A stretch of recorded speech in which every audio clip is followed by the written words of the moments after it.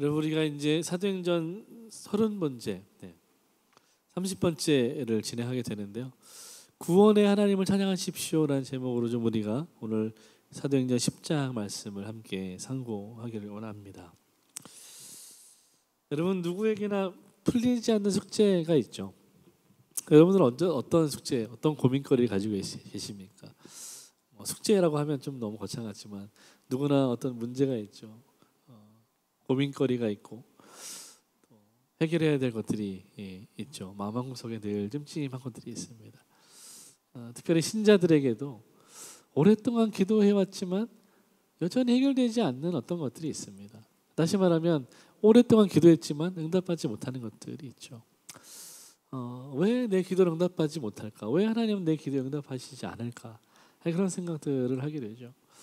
성경에 보면 그런 측면에서 볼 때 가장 짠한 사람이 사도 바울이죠. 고린도서에 보면 사도 바울이 육체에 가시가 있다고 그래요. 얼마나 그것이 자기에게 열등감을 주고 힘듦을 주면 그것이 사단의 가시와 같다라고 고백합니다. 그 사단의 가시는 많은 학자들이 해석하기를 간질이었을 것이다 라고 생각합니다.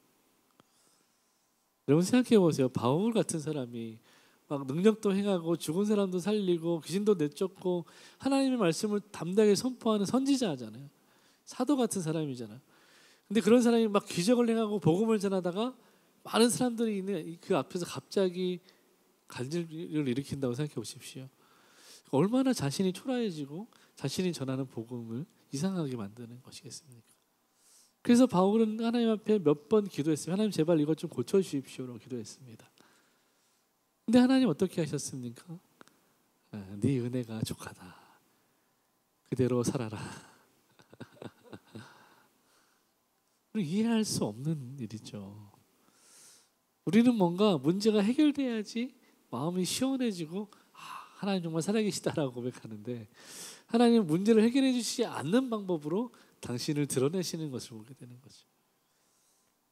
그러나 그것이 우리에게 계속 이해가 되어지진 않습니다. 마치 그런 거죠. 틀린 답을 말했는데 그게 맞는 거야 라고 하나님 말씀하시는 거예요. 근데 우리는 본능적으로 어떻게 합니까? 자꾸만 내 생각에 맞는 답을 찾는 거야. 하나님은 그게 맞다라고 하셨지만 내 생각이 그게 틀린 거야. 그러니까 자꾸만 내 생각에 맞는 답을 다 찾는 거죠. 이것이 이해할 수 없는 하나님의 일하심입니다. 누구에게나 그런 숙제가 있다는 거야. 그런데 베드로와 고넬료에게도 그런 숙제가 있었습니다. 그런 마음의 짐과 마음의 어려움이 있었어요. 오늘 본문에 보면 베드로에게는 편견이라는 문제가 있었습니다. 숙제가 있었습니다. 많은 사람들이 색안경을 편견으로 많이 표현하는데요. 여러분 색안경을 끼고 세상을 바라보면 어떻습니까? 빨간 안경을 쓰면 빨간색으로 보여요. 파란 안경을 쓰면 파란색으로 보이는 거죠. 네. 특별히 정치 또 선거 시즌 되면 목사님들이 넥타이도 이런 빨간색 파란색 못 매요. 정치색 드러낸다고. 그 사람들은 그렇게 보는 거예요. 그 편견을 가지고 보는 거죠. 고넬료는 어떤 숙제가 있었냐면 고넬료는 하나님을 경외하는 사람이었는데 그럼에도 불구하고 여전히 자신은 해결되지 않는 구원의 문제가 있었습니다. 구원의 문제, 자기 영혼의 문제. 오랫동안 기도하고 구제도 했지만 여전히 마음 한가운데 해결되지 않는 문제가 있었다는 거예요. 오늘 이 사도행전 10장을 통해서 하나님은 이 두 사람을 다루어 가시면서 이 두 사람이 가지고 있는 그 문제로부터 그들을 구원해 내시는 것을 보게 됩니다.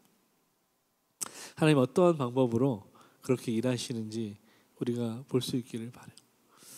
하나님 아주 특별한 방법으로, 하나님 특별히 놀라운 방법으로 이들의 숙제, 이들의 문제를 해결하시고 그 구덩이로부터 구원해 내시는 것을 오늘 사도행전 10장이 우리에게 보여주고 있는 것이죠.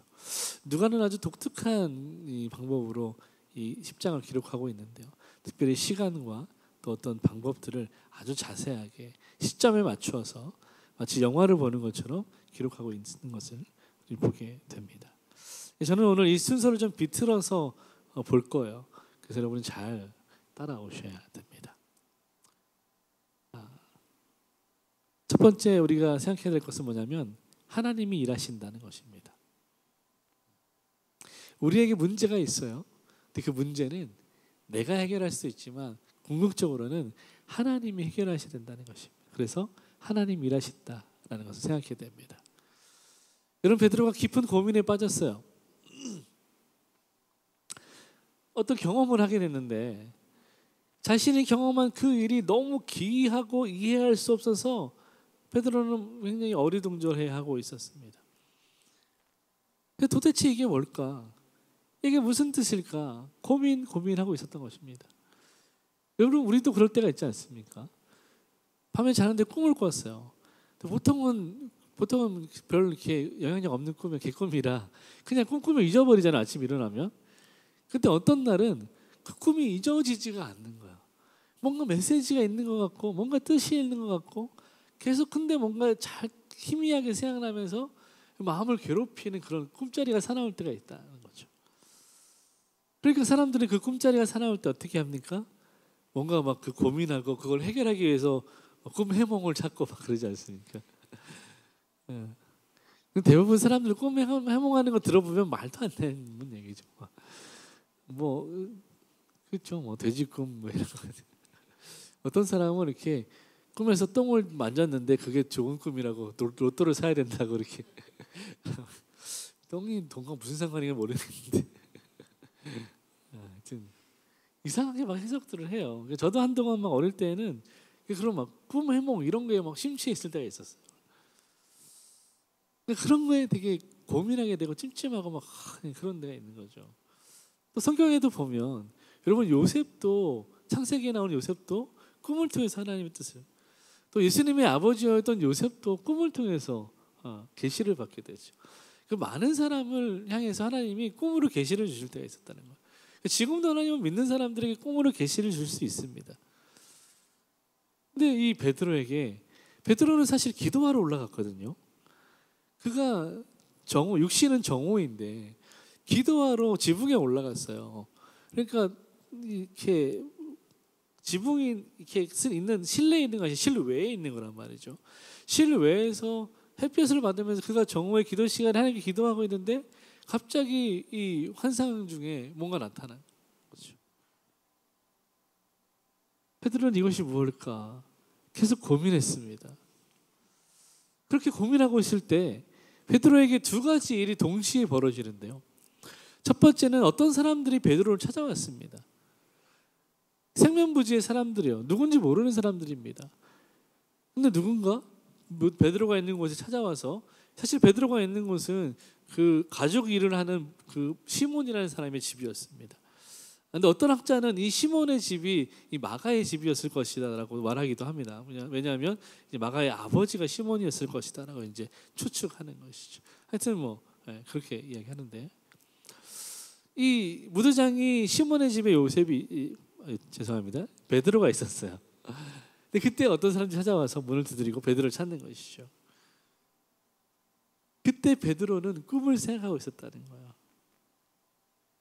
또 한 가지 베드로에게 신기한 일이 일어났는데 뭐냐면 베드로가 그 꿈을 생각하고 누군가 베드로를 찾아오는 그 순간에 성령께서 갑자기 베드로에게 말씀하시기 시작했다는 거예요. 그럼 베드로가 막 고민할 때는 성령님이 말씀하지 않으셨어요. 그런데 사람들이 찾아왔을 때 문을 두드릴 때 성령께서 베드로의 마음도 두드리시고 말씀을 시작했다는 거죠. 그것이 바로 19절 20절 말씀인데요. 우리 자막을 보면서 같이 한번 읽어보겠습니다. 두 사람이 시작. 두 사람이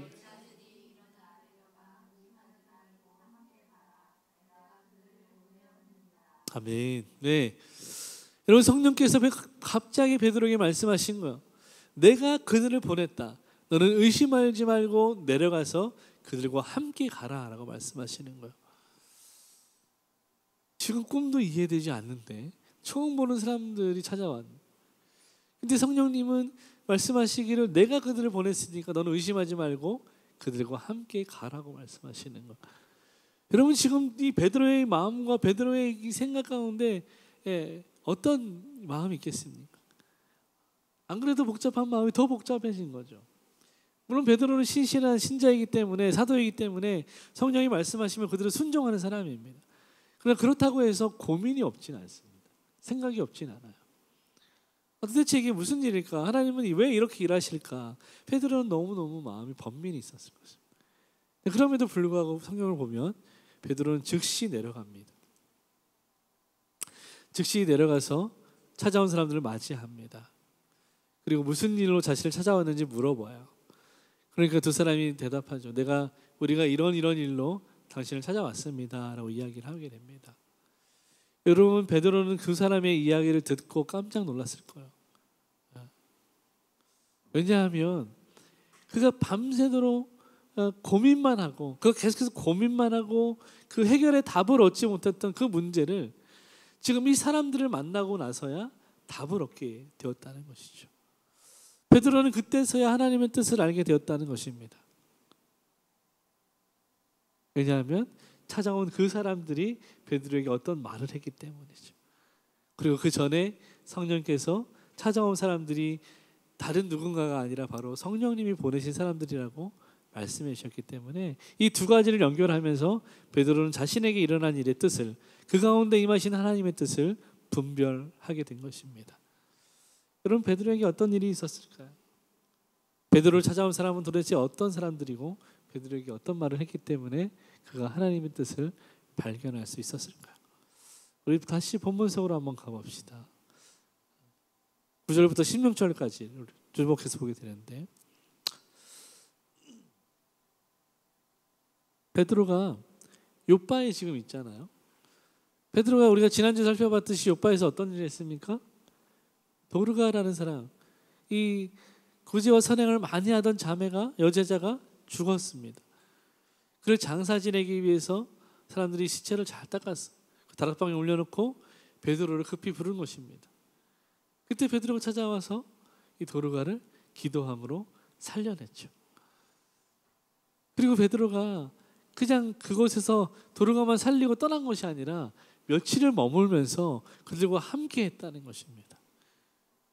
베드로가 머물면서 뭐 했겠습니까? 9장 43절에 보면 누가는 기록하기를 베드로가 여러 날을 욥바에 있었다라고 말합니다. 이 여러 날을 우리는 시간적으로 며칠인지 알 수가 없어요. 그러나 적어도 하루 이상은 베드로가 그곳에 있었다는 것입니다. 그곳에서 여러 날 베드로가 뭐 했겠습니까? 그가 사마리아에서 했던 것처럼 교회를 든든히 세우기 위해서 하나님의 말씀을 가르쳤을 것이고, 하나님 예수님의 복음을 가르쳤을 것이고, 그리고 교회가 무엇인지 가르쳤을 것입니다. 그리고 함께 그들과 예배했을 것입니다.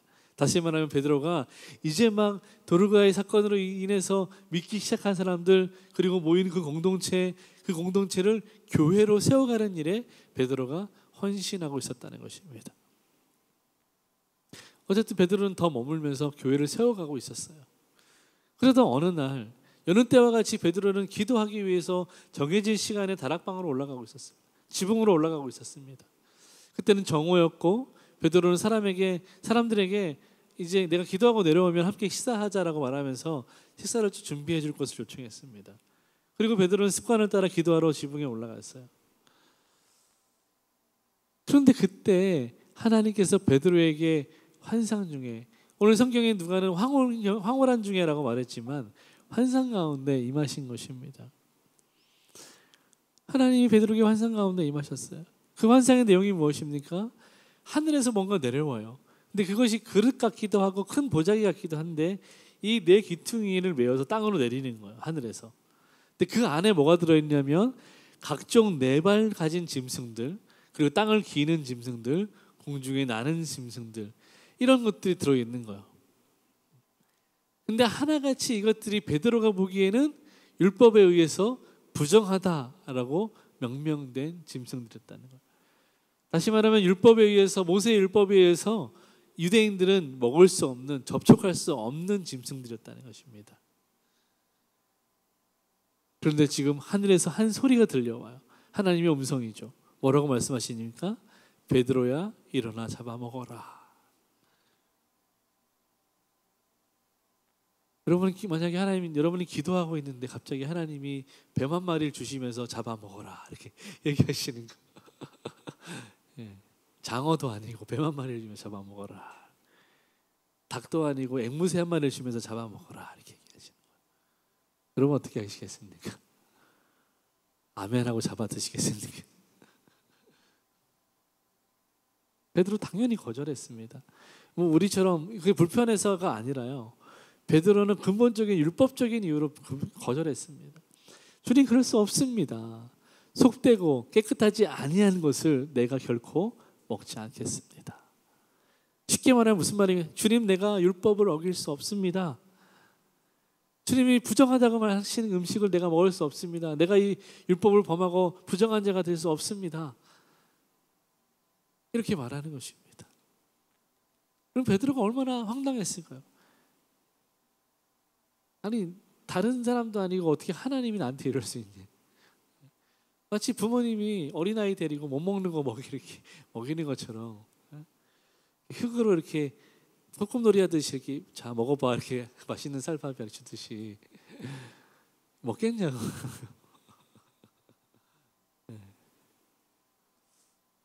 지금 막 그런 상황이에요. 베드로가 얼마나 황당하겠어요.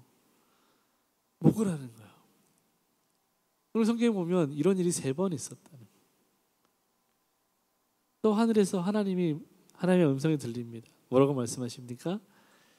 하나님께서 깨끗하게 하신 것을 네가 속되다 하지 말아라. 무슨 말입니까?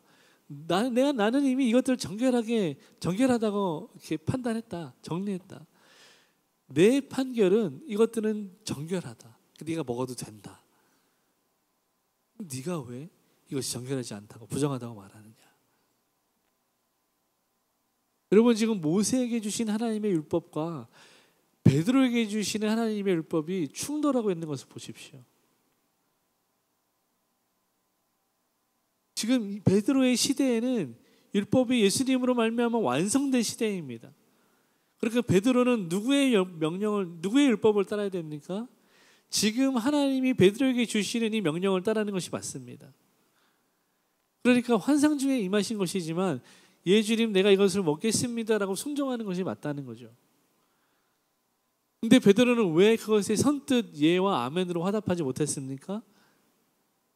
베드로가 가지고 있는 편견 때문이었습니다. 그가 가지고 있는 오래된 습관과 관습 때문이었습니다. 그의 문화 때문이었습니다. 어쩌면 그의 믿음 때문이었다고 볼 수 있기도 하겠죠. 예수를 믿고 구원받은 건 구원받는 거고 내 안에 있는 이 옛사람의 모습, 옛 습관들은 여전히 남아있는 거예요. 여러분에게는 없습니까? 한국 사람들에게 특별히 뭐가 남아있을까요? 예수를 믿고 구원받고 거듭났지만 여전히 옛사람의 성품이 남아있어요. 특별히 이것은 유교 문화, 그리고 군대 문화입니다. 이것을 요즘 아이들은 꼰대 문화라고 합니다. 유교 문화예요. 여러분 교회에서도 장유유서를 얘기해요. 장유유서 어디 나오는 겁니까? 네. 하여튼 어디 나와요. 제가 갑자기 삼광오륜하고 헷갈리는데 삼광오륜 맞나요? 네, 삼광오륜이 맞죠. 네, 제가 잘 배웠습니다. 이렇게 장유유서, 부자의 주인, 네, 이렇게 풍유유신, 네, 3개밖에 몰라요. 네. 유교 문화가 뼛속까지 있는 거예요. 그러니까 교회에서도 나이 따지고 막 내가 장로인데, 내가 목사인데, 어디 집사가 나서 막 이렇게 이런 일들이 벌어지는 거예요. 그래서 어른들이 막 행사를 하면 청년들은 뭘 합니까? 시다발이를 하죠. 유교 문화예요. 하나님 나라는 어떻습니까? 하나님 뭐라고 말씀하셨습니까? 어린 아이를 섬기라고 말씀하셨다는 거예요. 먼저 된 자가 낮은 자를 섬기라고 말했어요. 그게 하나님 나라라고 말씀하셨어요. 근데 우리 교회는 거꾸로 돼 있는 거예요. 왜 그렇습니까? 우리 안에 여전히 하나님 아닌 옛 성품, 옛 문화가 남아있기 때문에 그런 것입니다. 베드로에게 여전히 그것이 있었어요. 그러니까 하나님이 이렇게 환상을 주시니까 이게 이해가 되지 않는 거예요. 하나님 지금 무슨 말씀하시는 거예요? 라고 따지는 것입니다. 이게 도대체 무슨 뜻일까? 베드로는 정신이 없는 것입니다. 내 뜻과 하나님의 뜻이 있어요. 내 길과 하나님의 길이 있어요. 근데 그 두 가지 길이 갈래길이 벌어진 것입니다. 나는 한 가지의 길만 선택할 수밖에 없어요. 베드로가 그 갈림길에 서 있는 거예요. 근데 누가 봐도 이 길로 가야 돼. 내가 보기에 여기가 좋아. 적각불이 흐르고 있어. 일로 가야 성공해. 이게 맞는 거야. 근데 하나님은 아무것도 없는 광야, 그 길로 가라고 말씀하시는 거야. 여러분 어디로 가시겠습니까? 여러분이 보기에 좋은 길로 가시겠습니까? 하나님이 가라고 하시는 길로 가시겠습니까? 내가 보기에 하나님이 가라고 하시는 길로 가면 분명히 100% 망할 것 같아. 근데 내가 볼 때 이쪽으로 가면 100% 성공할 것 같아. 여러분 어디로 가겠습니까? 여러분 아브라함과 롯을 보세요. 롯은 어디로 갔습니까? 적과 꿀이 흐르는 소돔과 고모라로 갔습니다. 자기 눈에 보기에 좋은 데로 갔어요. 아브라함은 아무것도 없는 광야로 갔습니다. 결국 누가 살아남았습니까? 아브라함이죠. 여러분 답은 항상 나와 있습니다. 우리가 아무리 골머리를 쌓고 하나님의 뜻이 무엇인지 고민해 보아도 이해되지 않지만 결국은 하나님의 뜻을 따라가면 반드시 살게 되어 있어요. 그러나 그것이 우리 눈에 보기에 그럴듯해 보이지 않는 거예요. 베드로는 하나님이 주신 환상을 보고 이해했습니다. 어쩌면 그 환상을 이미 해석했을 수도 있어요. 그런데 뭐가 문제입니까? 왜 고민합니까? 그것이 내 마음에 들지 않았기 때문입니다. 여러분 제가 장기를 종종 두는데요. 제가 장기를 두는 것도 좋아하지만 구경하는 것도 좋아요. 근데 여러분 그거 아시죠? 내가 두는 것보다 훈수 두는 게 더 잘 보인다는 거. 옆에서 보면 길이 이렇게 있는데 그 플레이어가 이쪽으로 이렇게 하면 왜 저렇게 하지? 되게 실력 없다. 근데 사실 제가 두면 똑같이 그걸 선택하는 거예요. 거기가 사는 길인 줄 아는 거야. 근데 옆에서 보면 길이 보이는 거예요. 여러분 사람도요. 옆에서 보면 전체를 보기 때문에 막상 그 일에 닥쳐서 골몰하는 사람보다 더 넓게 통합적으로 바른 길을 제시할 수 있어요. 그래서 훈수가 있는 것이죠. 하물며 하나님은 어떻겠습니까? 마탁들이 문제 앞에 서 있는 여러분 앞에 큰 골리앗 같은 사람이 서 있다고 해보십시오. 제가 제 아내 앞에 딱 서 있으면요. 아내는 제 뒤통수밖에 못 봐요. 제 앞에 뭐가 있는지 아무것도 볼 수 없습니다. 근데 아내가 제 길을 인도할 수 있겠어요? 못하죠. 근데 우리는 자꾸만 하나님 앞에서 그러려고 하는 거예요. 하나님 이만큼 크신데 하나님 더 널리 더 멀리 더 넓게 전체를 보고 계신데 심지어 하나님은 항공뷰잖아요. 다 보시는 거예요. 근데 우리는 추가라고 막히는 길로만 가는 거예요. 단머리 굴려가지고 막.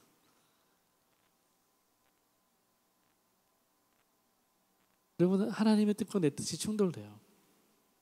내 편견은 내 생각은 늘 하나님의 뜻을 가로막아요. 그러나 하나님은 그럼에도 불구하고 그런 우리를 그 편견으로부터 건져내십니다. 구원해 주십니다. 오늘 그것을 베드로를 통해서 보여주시는 것입니다. 여러분 오늘 그 문제를 해결해 주시기 위해서 하나님이 어떤 사람들을 보내신 거예요. 그들은 가이사랴라는 도시에서 왔습니다. 그러면 그들은 왜 이 먼 길을 베드로 만나겠다고 찾아왔을까요? 어떻게 베드로가 여기 있는 줄 알고 찾아왔을까요? 그들에게 어떤 사연이 있었을까요? 우리가 이미 다 성경을 읽어서 잘 알지만 성경 본문 속으로 다시 한번 들어가 보겠습니다. 오늘 베드로를 찾아온 사람들은 바로 고넬료가 보낸 사람들이었습니다. 그래서 오늘 우리는 세 번째로 고넬료에게 임한 하나님의 말씀을 살펴보기를 원해요. 고넬료는 오늘 누가가 말하기를 이달리아 부대의 백부장이라고 말합니다. 가이사랴라는 도시는 행정적으로 군사적으로 굉장히 중요한 도시입니다. 그래서 로마 군대가 주둔하는 도시였어요. 근데 그곳에 이달리아 부대의 백부장이라는 이 고넬료라는 사람이 있었습니다. 이달리아라는 말은 우리 지금 말로 이탈리아입니다. 그래서 이 고넬료는 이탈리아 사람으로서 이 귀족의 자제들로만 구성되어 있는 엘리트 부대가 있었는데요. 그 부대의 지휘관이었다는 것입니다. 그냥 로마 군사, 로마 장군이 아니라 이 황제의 측근에서 황제의 명령만 수행하는 이탈리아 귀족 자제들로 구성된 엘리트 부대, 그들이 바로 이탈리아 부대였다는 거예요. 굉장히 높은 부대입니다. 권세 있는 부대였습니다. 그 카이사르 옆에 있는 그런 부대인 거죠. 사료를 보니까 이들이 원래는 그 황제 옆에서, 황제 측근에서만 일하는 움직이는 군사들인데, 이 로마 군부가 혁명을 일으켜서 카이우스 황제를 제거하고요, 이제 또 다른 황제를 옹립하는 것이죠. 그때 카이우스 황제의 절친한 친구, 이 친구가 아그리빠가 이 로마 지역을, 그 예루살렘과 갈릴리 지역을 다스리고 있었던 거예요. 이 아그리빠 1세 동태를 감시하기 위해서 이 군부가 이 고넬료의 부대를 가이사랴에 파견한 것입니다. 그래서 이 새롭게 옹립된 황제의 명령을 받고 이 아그리빠 1세를 감시하기 위해서 온 부대가 이탈리아 부대였고, 그 부대의 이 통수권자가 백부장 고넬료였다는 것입니다. 굉장히 권세 있는 사람이에요. 황제의 명령을 받은 사람입니다. 어쩌면 이 우리가 아는 총독들보다 더 높은 권세 있는 사람이죠. 그런데 놀랍게도 이 명성 높은 이탈리아 군대 엘리트 지휘관 고넬료가 로마 명문가의 후예임에도 불구하고 하나님을 경외하는 사람이었다라고 말합니다. 그가 어떤 경로로 하나님을 알게 되었고 만나게 되었는지 알 수는 없어요. 그러나 분명한 것은 그가 하나님을 경외하는 사람이라고 오늘 성경이 이야기하고 있다는 것입니다. 그리고 하나님을 경외할 뿐만 아니라 그 신앙의 열매로 많은 구제를 실행하고 있었다는 것입니다. 그의 구제가 얼마나 많았는지, 그 선행이 얼마나 많았는지, 그 가이사랴 지방에 사는 많은 유대인들과 이방인들이 그를 칭송하고 있었다라고 오늘 성경이 이야기합니다. 더불어서 이 경건한 이방인이었던 고넬료는 항상 기도하는 사람이었습니다. 여러분, 재미있는 것은 이 베드로가 시간을 정해서 기도했던 것처럼 고넬료도 항상 시간을 정해서 기도하는 습관이 있었다는 거예요. 여러분, 베드로와 고넬료의 공통점은 기도하는 사람이었다는 것입니다. 기도할 때 하나님 그들에게 응답하시는 것을 보게 됩니다. 오늘 본문에서 찾아야 될 또 하나의 힌트이죠. 하나님은 기도하는 사람을 통해서 일하신다는 것입니다. 하나님은 기도할 때 역사하신다는 것입니다. 고넬료가 기도했어요. 기도할 때 갑자기 환상 가운데 하나님의 천사가 고넬료에게 나타났습니다. 오늘 본문 4절 6절 우리 같이 한번 읽어보겠습니다. 4절 6절입니다. 자막을 보시면서 시작. 고넬료야,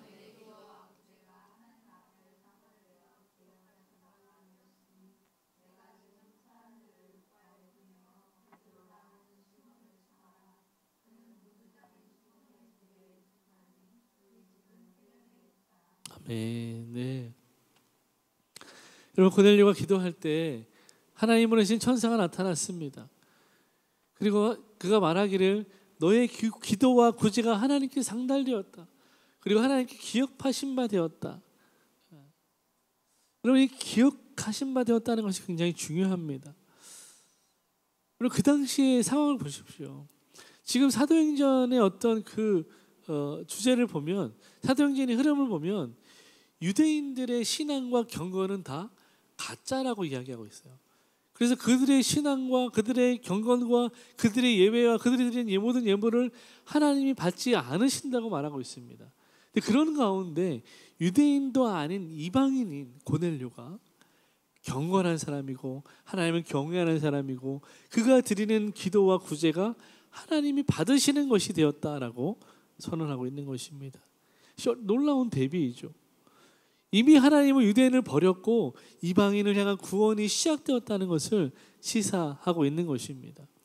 그래서 이것은 다시 말하면 종족의 문제가 아니라 하나님을 얼마나 경외하고 하나님을 믿는 자인가 아닌가의 문제라는 것을 이 사건을 통해서 이야기하고 싶었던 것입니다. 아무리 율법을 지키는 사람이라도 아무리 당대 경건한 유대인이라도 오늘 고넬료가 받았던 이런 칭찬을 받은 사람이 거의 없습니다.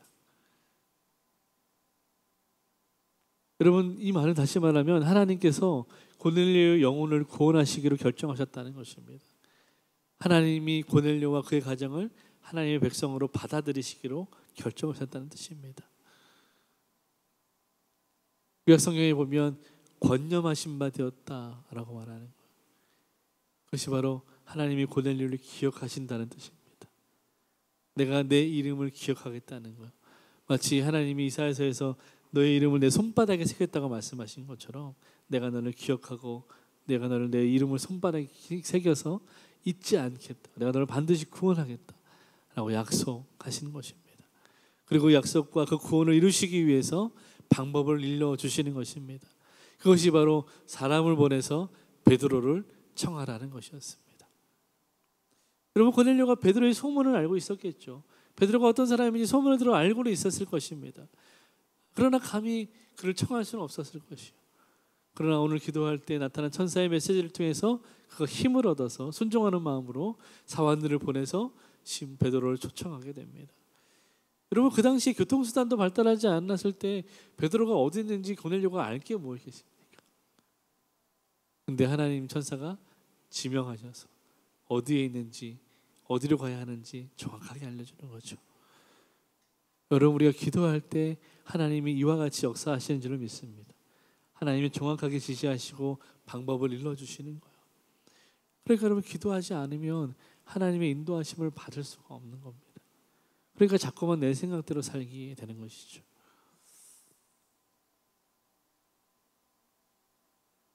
그들은 순종했습니다. 그리고 즉시 하인과 경건한 부하 한 사람을 불러서 그들을 요바로 보냅니다. 참 놀랍죠. 고넬료만 경건한 사람이었던 것이 아니라 그와 함께하는 사람들 가운데도 경건한 자들이 있었다는 거예요. 그의 부하들도 경건했다는 거죠.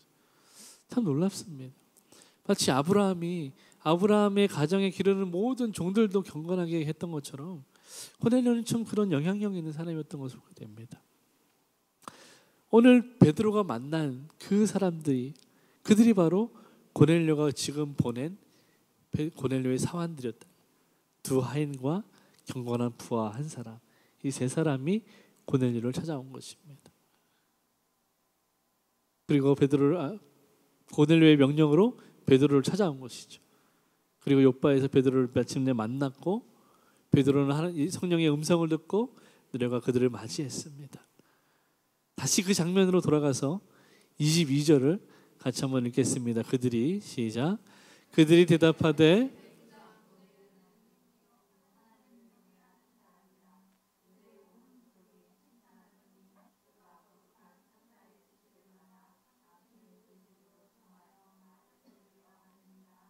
아멘. 예. 우리가 고넬료라는 사람의 보냄을 받았는데 그 사람은 백부장이고 의인이고 하나님을 경외하는 사람이고 온 유대에 칭찬받는 사람이다.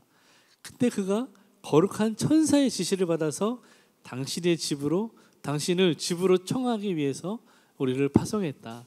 우리가 그래서 지금 온 것이다 라고 베드로에게 말을 전하는 것입니다. 여러분, 베드로가 이제야 자신이 이 골몰하던 생각에서 풀려날 수 있게 된 것이죠. 하나님이 내게 주시는 환상의 뜻이 이런 것이구나. 이제야 베드로가 깨닫게 된 것입니다. 왜 그렇습니까? 하나님이 그에게 보여주신 그 부정한 음식들은 다시 말하면 자기가 혐오하는 이방인이었던 것입니다. 구원이 없을 것이라고 생각했던 이방인이었습니다.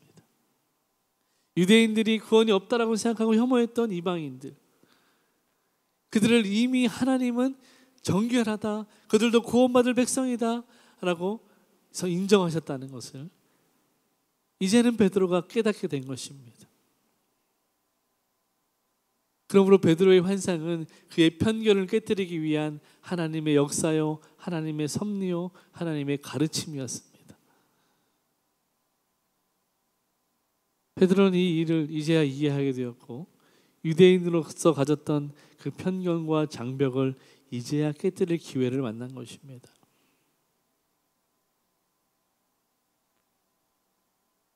여러분, 편견이라는 것은 참 무서운 것입니다. 편견은 우리의 눈을 병들게 하는 바이러스와 같은 것입니다. 우리의 눈을 멀게 하죠. 편견에는 어떤 것이 있습니까? 선입견이 있을 수 있죠. 그리고 오해가 있을 수 있죠. 어떤 사람의 외모만 보고 이 사람은 이런 사람일 거라고 내 나름대로 판단해 버리는 것입니다. 근데 그 판단의 기준이 뭡니까? 내 생각과 내 가치예요. 내가 중요하게 생각하는 거예요. 그걸로 그 사람을 판단해 버리는 거예요. 그러나 하나님이 보시는 판단은 다르다는 거죠. 하나님의 평가는 달라요. 여러분, 탕자의 두 아들을 보십시오. 큰 형이 내리는 작은 아들, 그 동생의 평가는 어떻습니까? 죄인입니다. 집 나간 자식이, 허랑방탕한 자예, 구원받지 못할 자입니다. 그게 형으로서 내린 평가였습니다. 판결이었어요. 근데 아버지의 평가와 판결이 어떻습니까? 죽었다 살아난 내 귀한 자식, 내 아들이다. 전혀 다른 평가를 내리고 있죠. 이런 편견이 우리 안에 들어오면 큰아들, 그 형과 같은 판결을 내리는 것이죠. 그래, 우리 눈에서 편견이 씻어지고 하나님의 관점으로 세상을 바라보기 시작하면 아버지와 같은 판결을 내리게 되는 것이죠.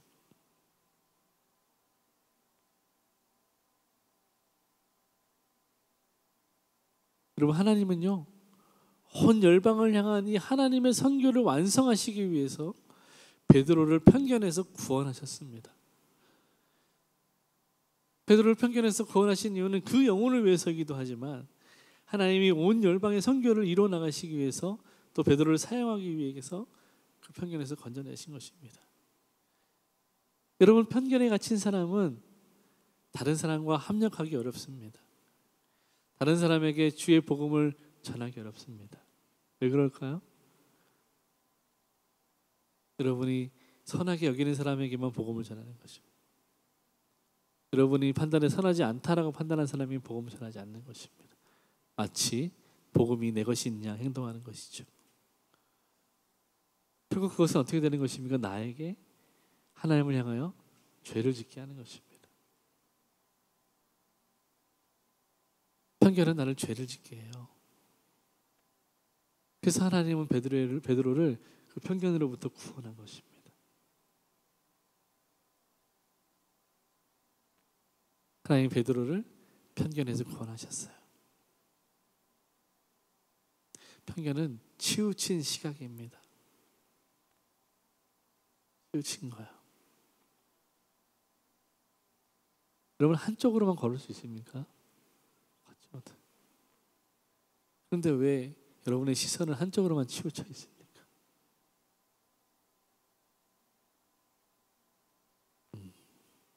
하나님이 우리를 그 편견에서 구원하실 줄로 믿습니다.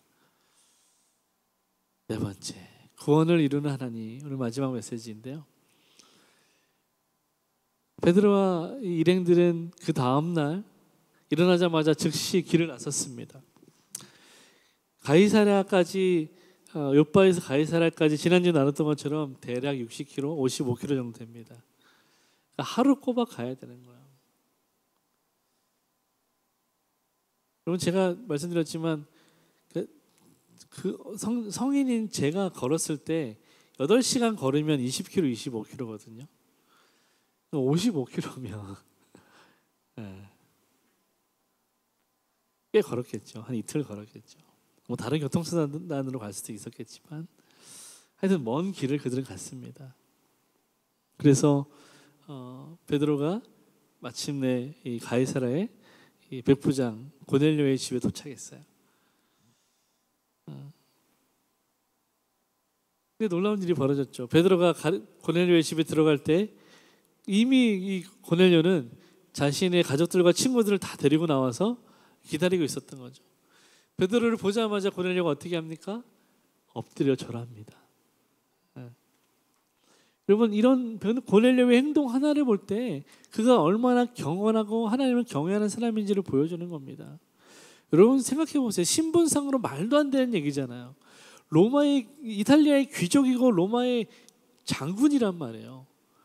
이 장군이 이 빌라도 총독과도 맞먹는 권세 있는 사람이 이 한낱 범부인 이 베드로에게 절을 한다는 것이 이 말이 안 되는 거죠.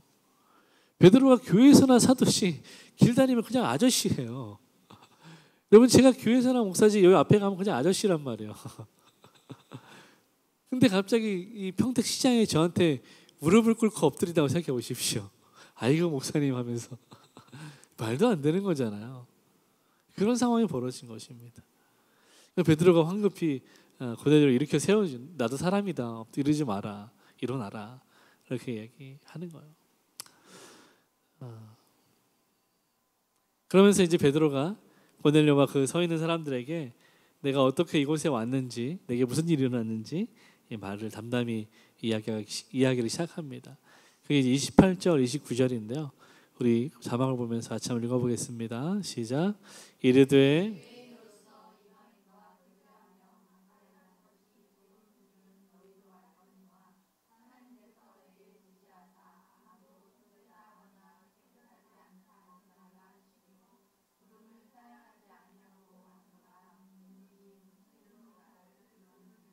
아멘. 여러분, 하나님께서 내게 지시하셨고 그래서 내가 부름을 사양하지 않고 왔다 라고 베드로가 말하는 거죠. 여러분, 이 베드로의 지금 고백을 볼 때 어떻습니까? 베드로는 이제 완전히 자신이 가지고 있던 편견과 그 문화의 장벽을 깨트린 거죠. 그리고 그 주권을 하나님께 드렸다는 것을 보게 됩니다. 여러분, 하나님께서 여전히 한계 속에 자신을 가두고 있던 베드로를 꺼내주신 것이죠. 하나님이 베드로를 그 기가 막힌 수렁에서 구원하셨다는 말입니다. 여러분, 생각해 보십시오. 하나님을 믿는 저와 여러분에게도 얼마나 많은 편견과 장벽들이 존재합니까? 내 생각, 내 기준, 내 가치, 그걸로 사람을 판단하고 하나님의 구원을 그들에게는 주지 못하겠다고 때를 쓸 때가 얼마나 많습니까? 하나님, 저런 사람은 자격이 없지 않습니까? 라고 말하지 않습니까? 여러분, 어떤 사람은 자격이 있다고 말하고 어떤 사람은 자격이 없다고 생각하십니까? 그렇다면 그 기준에 의해서 여러분은 자격이 있다고 생각하십니까? 여러분, 베드로는 이 환상과 고넬료의 만남을 통해서 이 부분을 완전히 하나님께 맡기고 항복해버린 것입니다. 또 하나님은 그가 항복할 수 있도록 그 편견에서 구원에 건져내셨습니다. 그 옛사람의 습관, 그 관습, 그 전통에서 건져내 주신 거예요. 하나님이 꺼내주시지 않으면요, 우리는 그 관습, 옛사람으로부터 쉽게 탈출할 수 없습니다. 그게 얼마나 우리가 고착되어 있는지 떨어지지 않아요.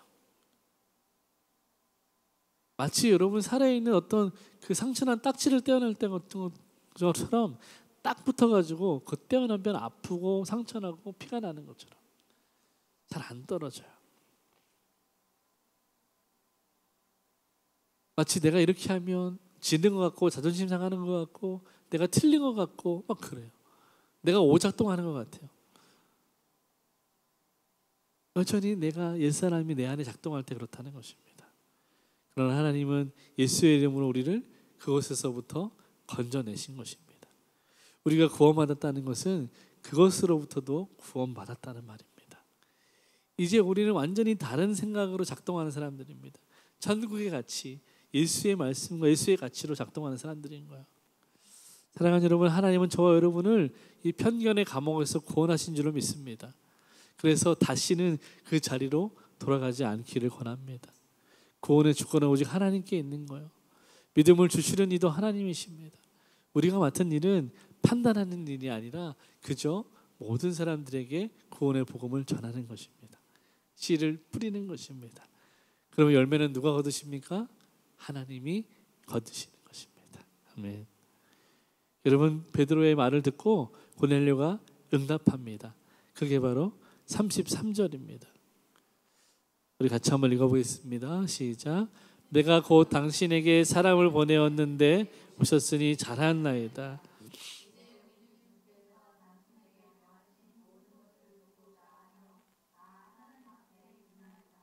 아멘. 네.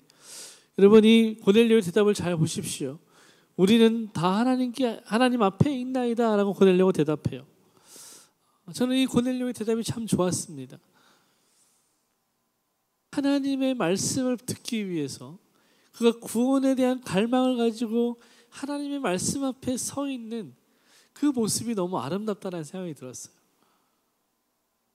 여러분 생각해 보세요. 여러분이 막 복음을 전하려고 어렵게 그 예수의 복음을 꺼내려고 하는데 너무너무 초롱초롱하게 나를 바라보며 내게 제발 복음을 들려주세요. 이렇게 기다리고 있는 사람들을, 그런 사람들 앞에서 여러분이 복음 전한다고 생각해 보십시오. 얼마나 신이 나겠습니까? 근데 여러분 대부분 여러분이 복음 전할 때 사람들은 어떤 자세를 취합니까? 팔짱을 끼고 어디 한번 해봐. 나는 듣지 않겠어 라는 이제 뉘앙스를 취하죠. 그러니까 고넬료의 이 모습이 얼마나 아름답고 신실한 모습입니까? 우리가 전도할 때 이런 사람만 만난다면 얼마나 기분 좋고 즐거울까요? 그러면 하나님은 바로 이와 같은 고넬료의 겸손한 마음, 그 자세를 기뻐하셨습니다. 그는 듣는 마음이 있는 사람이었어요. 들을 준비가 된 사람이었습니다. 그리고 마침내 하나님께서 그 영혼을 구원하시며 그를 천국 백성 되게 하시려고 예수 그리스도의 부활과 생명의 복음을 베드로를 통해서 듣게 하신 것입니다.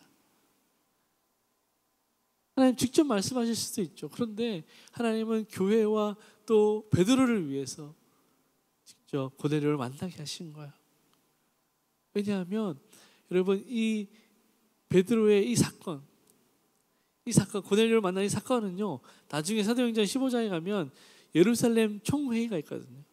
그때 논제가 이방인을 할례할 것이냐, 이방인에게 선교를 할 것이냐, 이것이 주제였어요. 근데 이 베드로가 나서서 하나님이 고넬료라는 사람을 만나게 하셨고 그들에게 복음을 전하게 하셨고 그때 성령이 임하셨다. 그리고 내가 그들에게 세례를 주었다. 하나님이 이방인에 향한 선교가 이미 시작되었으니 우리는 거부할 명분이 없다. 베드로가 거기서 증인으로 섭니다. 만약에 이 사건이 없었다면 베드로는 그런 증인이 될 수가 없었을 거예요. 사랑하는 여러분, 우리가 다 고넬료 같이 겸손한 듣는 마음을 회복할 수 있기를 먼저 권해드립니다. 더불어서 베드로와 같이 우리 안에 있는 견고한 진과 같은 그 편견들이 다 깨어져 나갈 수 있기를 주님의 이름으로 축복합니다. 여러분, 하나님은 우리를 그 편견에서 구원하시기 위해서, 또 우리의 죽은 영혼을 구원하시기 위해서 천사를 동원하시기도 하고 환상을 동원하시기도 하는 것을 오늘 이 10장을 통해서 우리가 보게 됩니다. 다시 말하면 하나님은 한 영혼을 구원하시기 위해서 아낌없이 지원하시고 부으신다는 것입니다. 그것이 하나님의 사랑입니다. 사랑하는 여러분, 하나님이 고넬료를 구원하셨고 하나님이 베드로를 구원하셨습니다. 마찬가지로 하나님은 저와 여러분을 구원하십니다. 이미 우리를 죄와 사망에서 예수의 이름으로 구원하셨음을 믿습니다. 그리고 우리가 만나는 모든 상황의 문제, 우리의 끊어지지 않는 그 숙제, 그것들로부터도 하나님 우리를 구원하시는 분인 것을 믿습니다. 하나님은 사랑하는 당신의 백성들을 어떤 상황 속에서도 반드시 구원하고야 마는 하나님, 그 신실한 분이신 것을 여러분 믿으시기 바랍니다. 여러분 생각해 보세요. 자식이 물에 빠져서 죽어가면 부모는 어떻게 합니까? 모든 것을 제쳐두고 그 물에 뛰어들어서 반드시 건져내고야 마는 것이, 그것이 부모 아니겠습니까? 우리 하나님 바로 그런 하나님이라는 것입니다. 우리 하나님 신실하셔서 어떤 방법으로든지 반드시 우리를 구원하고자 마는, 구원해내고야 마는 그 선하신 신실하신 하나님인 것을 여러분 믿으시기를 축복합니다. 여러분의 삶 가운데 아무리 여리고와 같은 문제를 만나고 골리앗과 같은 고난을 만나도 하나님은 능히 거기서부터 우리를 구원하시는 신실하신 분임을 믿고 날마다 순종하며 믿음으로 사는 저와 여러분 되기를 주님의 이름으로 축원합니다. 네, 기도하겠습니다. 참 좋으신 사랑의 하나님 감사합니다.